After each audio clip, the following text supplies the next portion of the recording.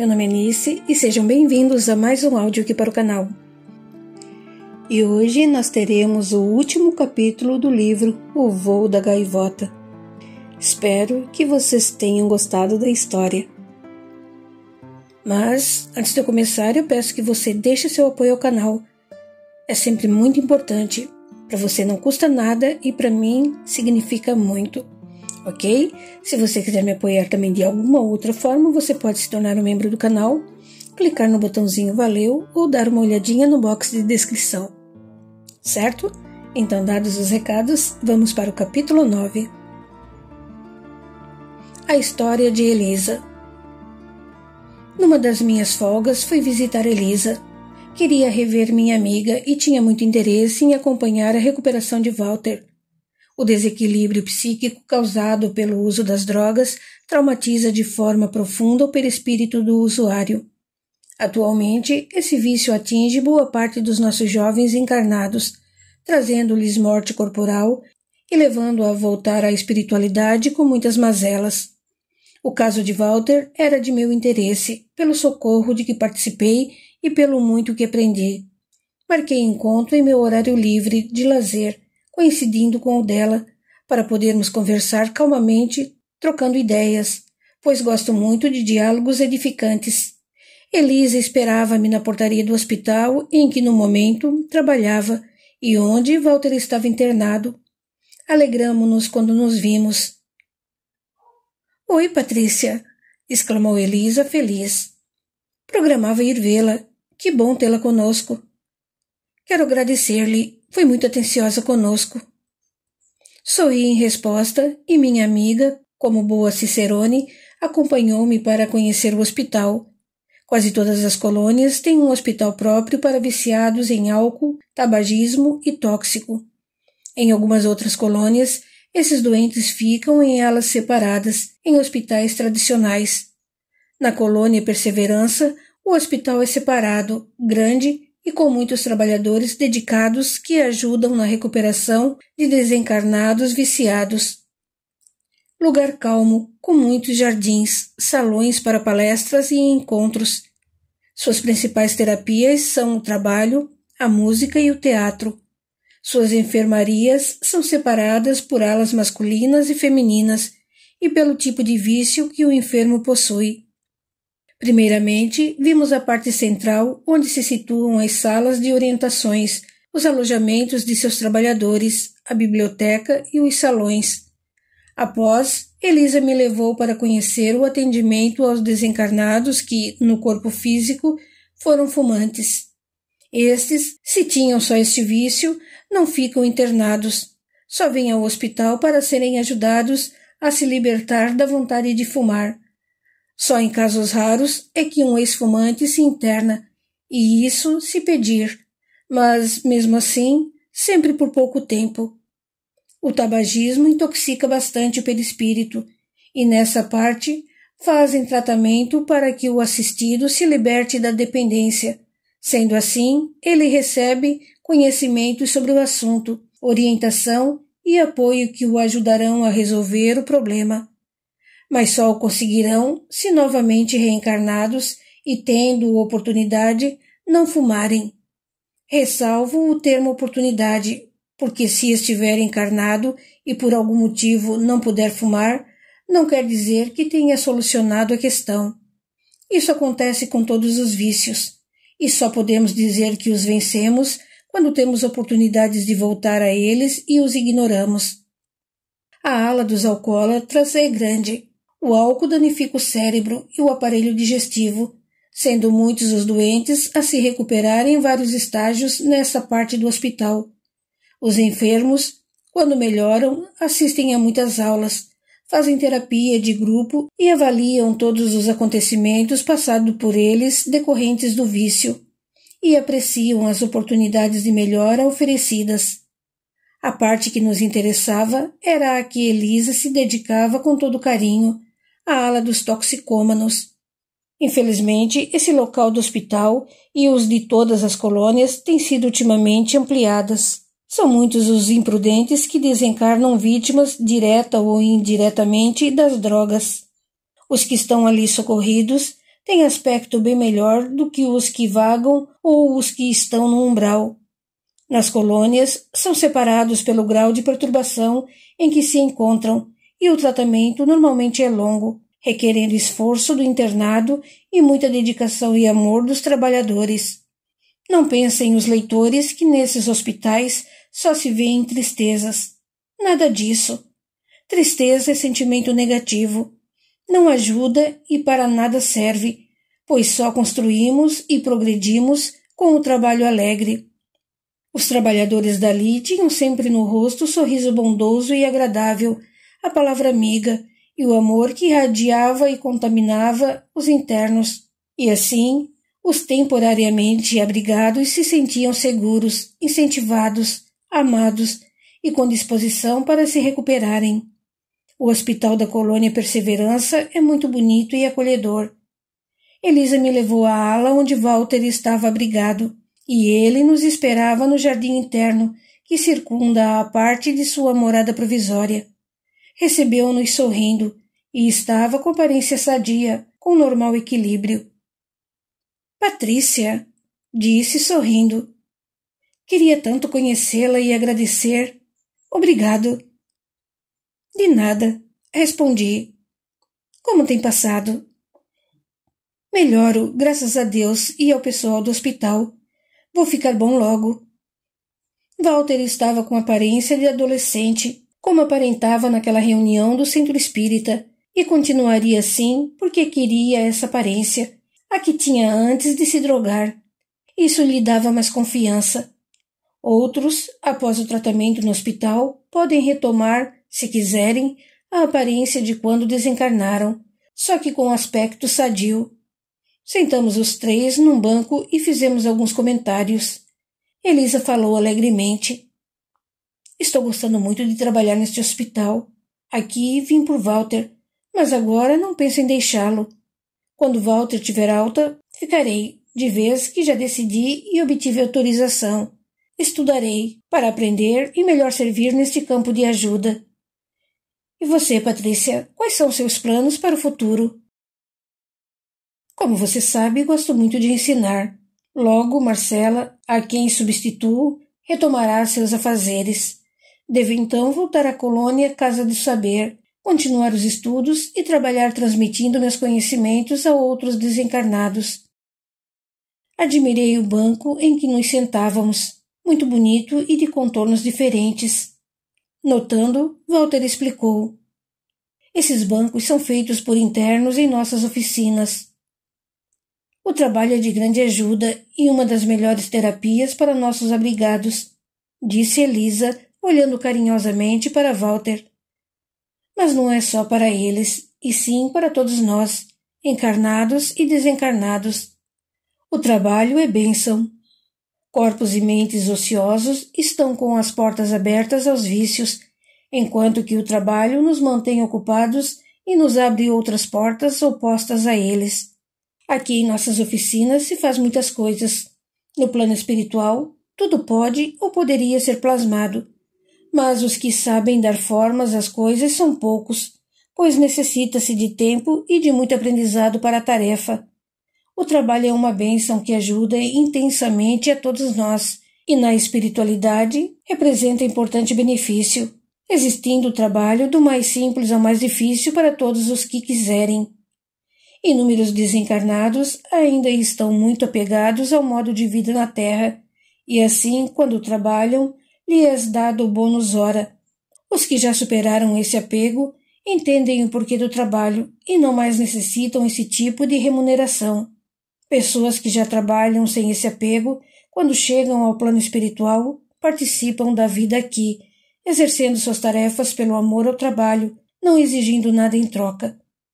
No hospital, os internos que ali auxiliam recebem bem os bônus horas, mas são poucos os trabalhadores que servem no hospital e que os recebem. Há muito tempo que não os necessito, mas lembro-me de minha alegria quando obtive meu primeiro bônus hora. Foi uma euforia trabalhar e ter uma compensação. Agora, minha alegria é somente ser útil. Não almejo recompensas. Quietamo-nos por alguns segundos. Meus pensamentos vagaram pela trajetória vivida por pessoas como Walter. Suas existências, até serem socorridos, são uma verdadeira tragédia. Elisa quebrou o silêncio.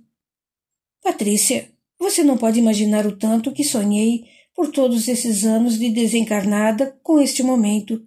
Estar assim com meu Walter, em plena recuperação. Sou muito grata a Deus por esta oportunidade. Fechou os olhos por momentos e depois começou a falar com sua voz suave. Tudo começou em nossas encarnações anteriores, em que fomos unidos pelo afeto maternal. Fui mãe dele. Meu nome era Gertrudes. Nasci e cresci num bordel de uma cidade pequena, onde me tornei prostituta logo mocinha. Aos 20 anos tive um filho, José, que é o Walter de agora. Até os 6 anos, minha avó, que morava perto, cuidou dele. Quando ela desencarnou, ele veio morar comigo. Mimei-o demais, dando-lhe tudo o que queria, e muitas vezes eu justificava minhas atitudes, falando que isso era bom para ele. Menino ainda, começou a tomar bebidas alcoólicas, e achei linda sua atitude. O tempo passou rápido, e ele tornou-se moço. Foi então que percebi que ele andava se embriagando demais, e tentei fazê-lo parar, só que não consegui. Quando chamava sua atenção, me respondia grosseiramente. Bebo por você ser o que é. Gostaria de ter uma mãe trabalhadeira e honesta. Isso me feria muito, e ele se embriagava cada vez mais, até que passou a ficar quase que somente bêbado. Desencarnamos quase que na mesma época. Fiquei doente e desencarnei após muito sofrimento. Ele ficou pelo bordel, onde todos o conheciam e lhe davam de comer, além de bebidas. Desencarnou ao cair de uma ponte alta e bater a cabeça nas pedras. Sofremos vagando juntos pelo umbral. Ele, sempre me culpando, dizia: se tivesse me batido na primeira vez que bebi e não achado graça, eu não teria me tornado um bêbado. Depois de muitos sofrimentos, fomos auxiliados e levados para um posto de socorro, onde ficamos por um período. Aconselhados a reencarnar, pedimos para renascer em famílias de costumes religiosos que nos ajudassem a superar nossos vícios. Atenderam-nos e reencarnamos, e viemos somente como conhecidos, nem amizade tivemos. A família que me abrigou educou-me com costumes rígidos, o que achava certo, pois me sentia segura. Queria acertar, queria vencer o vício e consegui. Fui uma moça honesta e trabalhadeira, e por ser bonita, fui assediada por muitos rapazes, mas não dei importância nenhum. Não desejava namorar, pois sentia que ia desencarnar logo, e não queria deixar ninguém mais a sofrer por minha causa. E realmente tive câncer e desencarnei. Meus pais e meus irmãos sentiram bastante minha falta, mas não me atrapalharam e muito me ajudaram com suas preces. O resto você já sabe. Walter prestou muita atenção no que ouvia e, após uma pausa, disse: ao ouvir Elisa falar, as cenas vieram-me à memória. Recordo. Era pequeno e já gostava de bebidas alcoólicas, e como minha mãe não proibia, passei a tomar muito, prejudicando-me. Gostava do bordel, porque ali todos me tratavam bem. Depois me tornei tão dependente do álcool que só ficava embriagado, e assim, quando desencarnei, sofri muito. Reencarnado, nesta última vez como Walter, tive outra oportunidade, mas logo o gosto pela bebida aflorou forte em mim. Bebia escondido, porque meus pais me proibiam, e como a bebida deixava cheiro, dificultava-me dissimular. Eles me vigiavam, regulavam meus horários, e percebendo minha tendência para a bebida, cheiravam minha boca sempre que voltava para casa. Então, enturmei-me com colegas na escola e experimentei a maconha, e depois de algum tempo, a cocaína. Comecei a tirar notas baixas, sendo ainda aprovado naquele ano. Mas no ano seguinte, em que já me viciara pesado, as notas pioraram, e meu comportamento estava péssimo. Meus pais foram chamados pela diretora e souberam de tudo. Levei uma surra. Tiraram-me da escola e passaram a me vigiar mais ainda. Desesperado com a falta da droga, fugi de casa e fui morar com viciados e traficantes num barraco. Meus familiares sofreram muito, e meu pai, que era o mais rígido, mandou-me dizer que ele ainda me aceitava em casa, se largasse o tóxico. Se quisesse ficar entre os criminosos, que os esquecesse, porque eu estava morto para eles. Como queria a droga, fiquei naquela vida. Minha mãe vinha me visitar às escondidas e trazia roupas, alimentos e dinheiro, mas chorava sempre quando me via. Continuei me drogando cada vez mais. Ao recordar esses momentos dolorosos, Walter começou a gaguejar, falando com dificuldade as últimas frases. Começou a ter uma crise. Elisa e eu lhe demos um passe que o acalmou, provocando-lhe sono, e nós o levamos para o leito na enfermaria. Elisa, então, terminou a narração do que aconteceu com Walter. Ele contraiu dívidas por causa das drogas, e como não conseguia pagá-las, foi assassinado. Desencarnou e continuou desesperado, alucinado pelas drogas, quando procurou o túnel negro. Naquele local, eles ensinavam os desencarnados viciados a vampirizar encarnados para satisfazerem o vício, e também o hipnotismo de Natan os fazia sentir como se estivessem usando drogas. Nós ajeitamos Walter no leito, e ele, sonolento, virou-se para mim e disse: Elisa não é culpada. Ninguém é responsável pelos nossos erros, a não ser nós mesmos. Se antes eu a acusava, foi na tentativa de culpar alguém, de colocar em outros a responsabilidade que era só minha. Nesta última encarnação, tive pais que se importaram comigo, honestos, exemplificaram o bem, e não tive a quem culpar, a não ser a sorte, sendo que nossa sorte nós mesmos é que a fazemos. Não venci meu vício. Mas vencerá, exclamei. Walter dormiu. Como o tóxico prejudica a tantos imprudentes, disse Elisa. Walter fará o tratamento muito tempo ainda, e só estará bem quando lembrar-se de tudo o que lhe aconteceu e não sentir nada. Ele tem aula de evangelização, faz orações, tem terapia e acompanhamento psicológico. E também, Patrícia, como foi boa a regressão para Walter, a doutrinação que ele recebeu na reunião espírita. Elisa ajeitou o lençol do leito dele com carinho de mãe, e em seguida saímos silenciosas do quarto. O voo da gaivota. Elisa me acompanhou até a outro jardim, que fica na frente do hospital. É um recanto mais bonito, cheio de flores coloridas e palmeiras frondosas. Ali, muitos internos passeiam em horário de lazer, por ser um lugar agradável. Minha amiga convidou-me para sentar e falou: Patrícia, tenho na espiritualidade trabalhado em muitos lugares, entrando em contato com muitos trabalhadores e socorridos. Aprendi que aquele que ajuda, trabalha, está se exercitando no bem para que, pelo hábito, possa ter melhor disposição na conquista de sua evolução. No meu convívio com você e com os integrantes do Centro Espírita, percebi que pode haver diferença.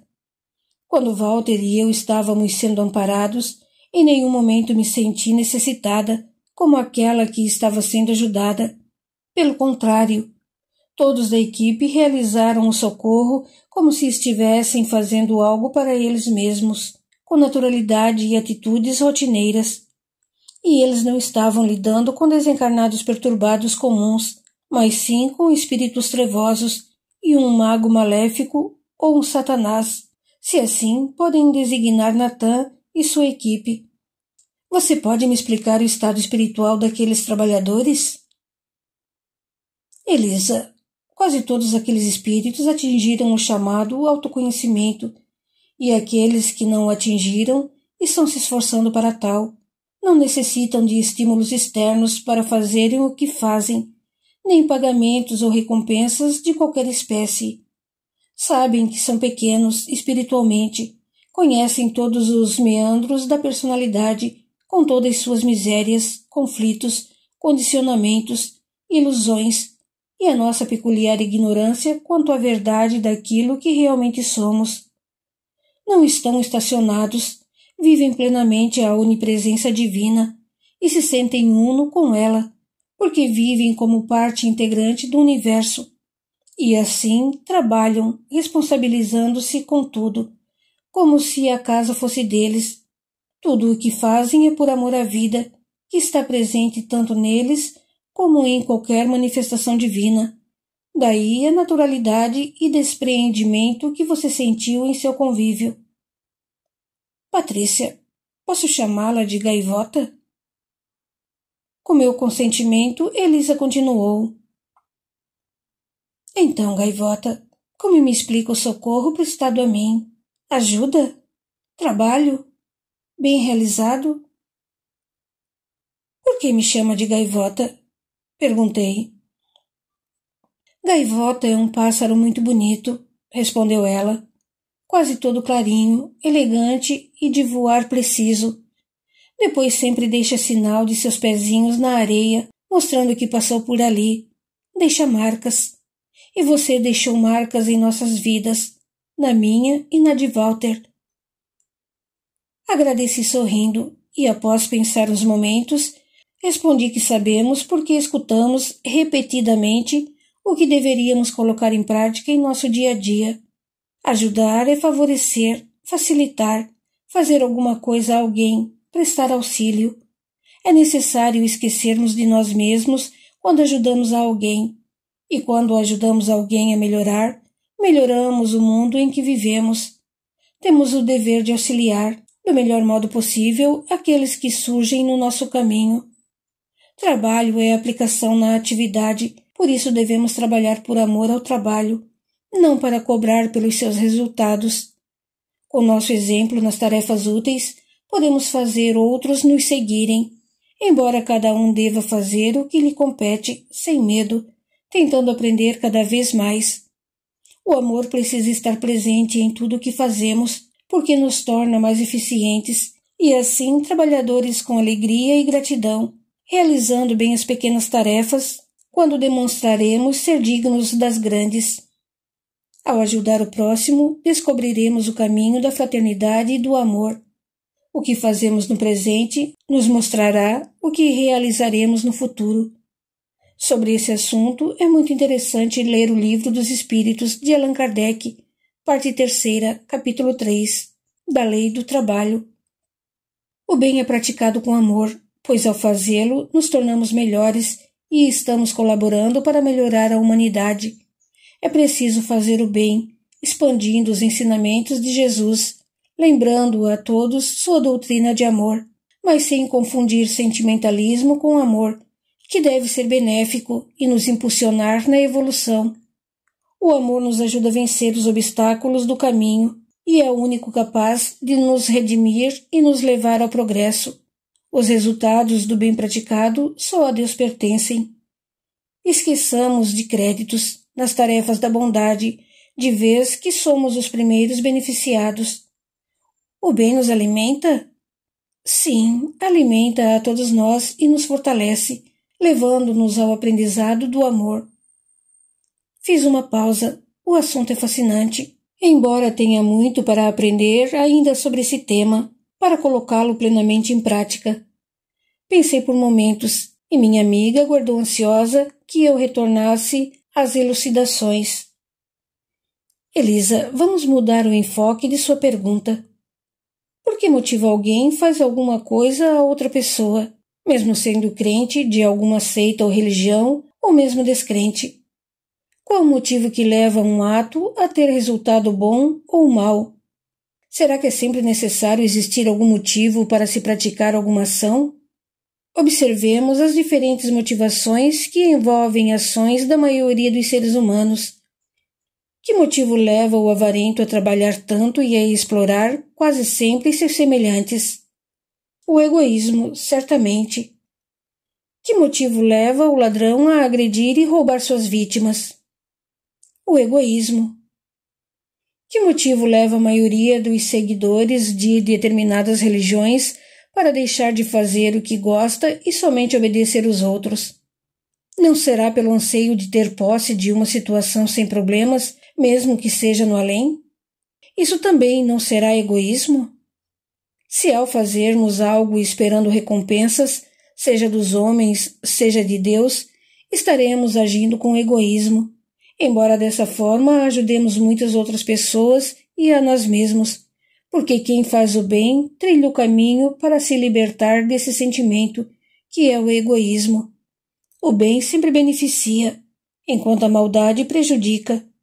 O dia em que não mais agirmos negativamente, estejamos encarnados ou desencarnados, haverá paz e harmonia na Terra, pois todos iremos fazer o que deve ser feito. Não haverá mais explorações nem comparações, pois isso é a causa de muitos conflitos, dores, sofrimentos e angústias na convivência dos seres humanos. Cada um de nós estará feliz com a vida que tem e fará todo esforço para melhorar seu trabalho físico e seu aprimoramento espiritual.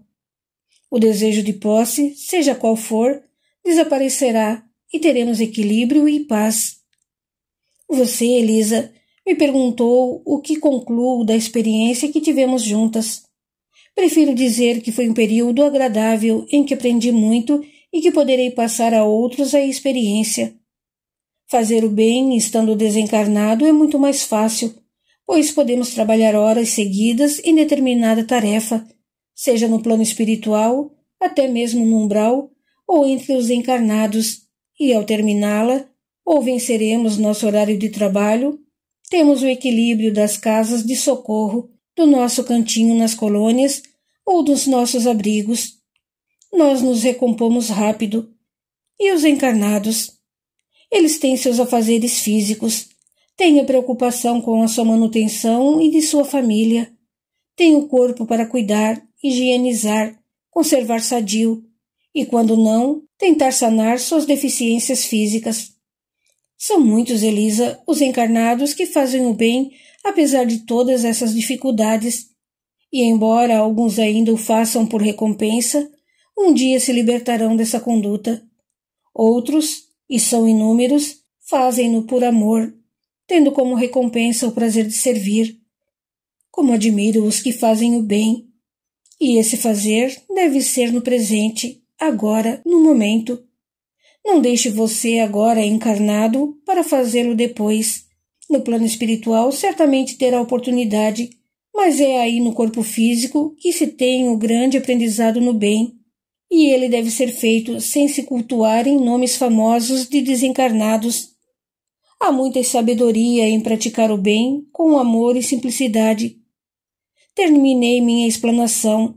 Trocamos ainda alguns comentários sobre o hospital. Elisa tinha que voltar ao trabalho e nos despedimos com um abraço fraterno. Patrícia, tudo o que aconteceu ficará gravado na minha memória, disse ela com simplicidade. Deixei o hospital, a colônia Perseverança. Ainda estava no meu horário livre. A aula que eu daria só começaria mais tarde. Então fui ver meus pais, que passavam uns dias no litoral, para descansar. Não estava totalmente satisfeita com a resposta que dera a Elisa. Meditei sobre o assunto.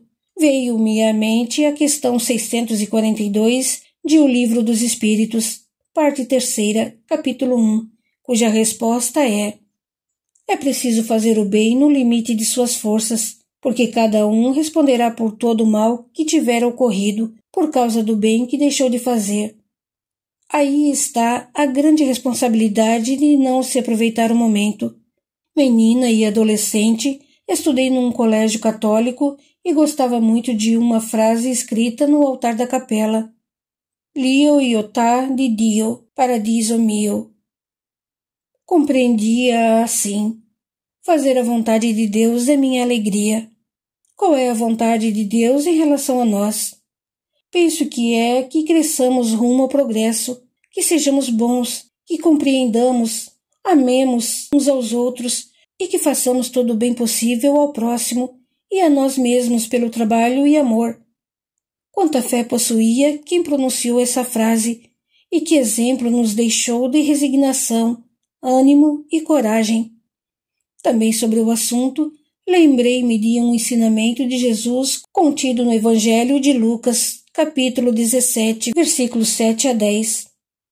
Quando o mestre Nazareno nos ensina que o Senhor não fica devendo obrigações ao servo, que fez o que ele mandou, e concluiu dizendo: somos servos inúteis. Fizemos o que deveríamos fazer. Que temos que fazer? Seguir os mandamentos? Viver com dignidade e honradez? Não fazer o mal? Acredito que sim. E se não fizermos? Não seremos considerados nem servos. E para sermos servos úteis? Além de fazer o que nos compete, não praticar o mal, seguir os mandamentos, fazendo mais, muito mais. Trabalhar com amor, ultrapassando nossas obrigações para o nosso bem, para o bem do próximo e, mais ainda, não esperar em troca. Encontrei meus pais caminhando na praia. A tarde quente de verão estava maravilhosa. É sempre encantador ver o mar com o seu verde azulado e com suas ondas a se desfazerem na areia. Caminhavam eles tranquilos, desfrutando a calma do local. Aproximei-me. Amo-os tanto.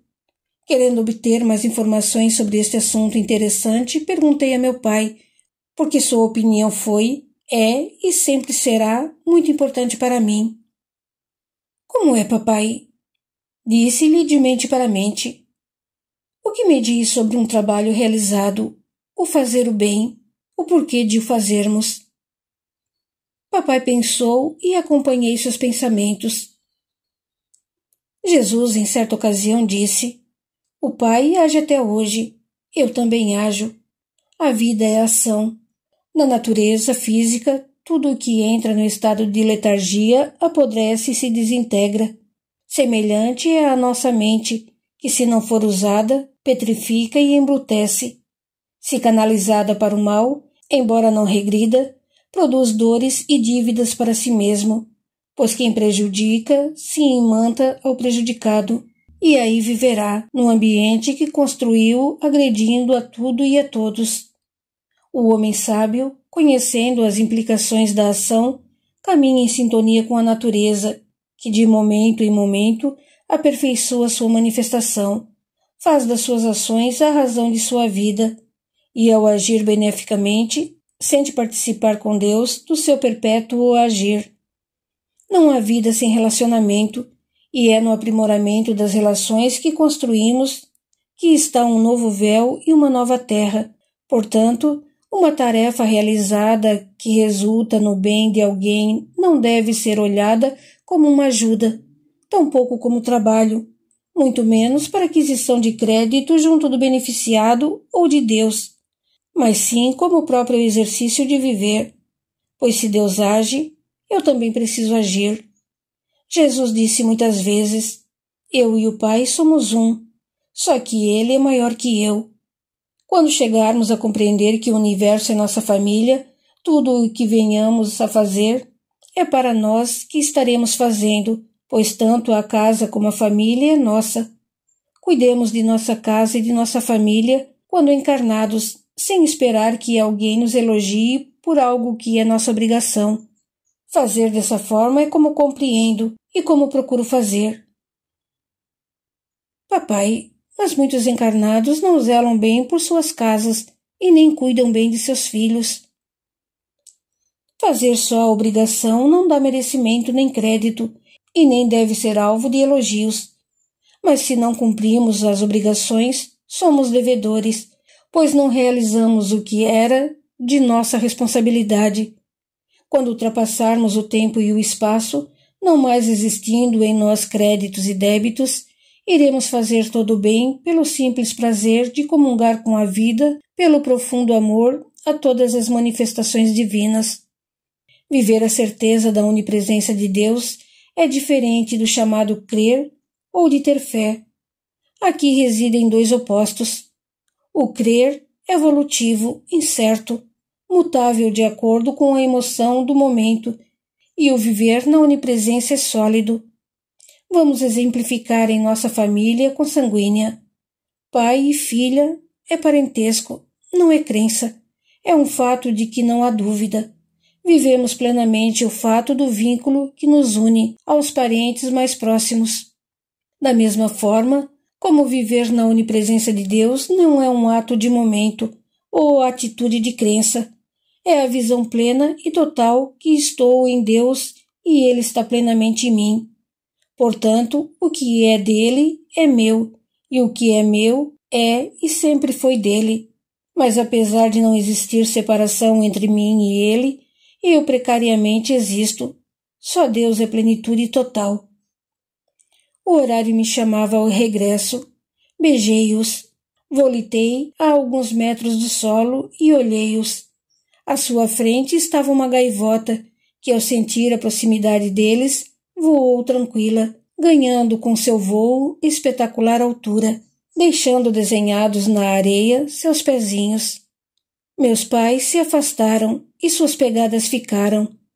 Há pessoas que passam pela vida e deixam marcas. Fim.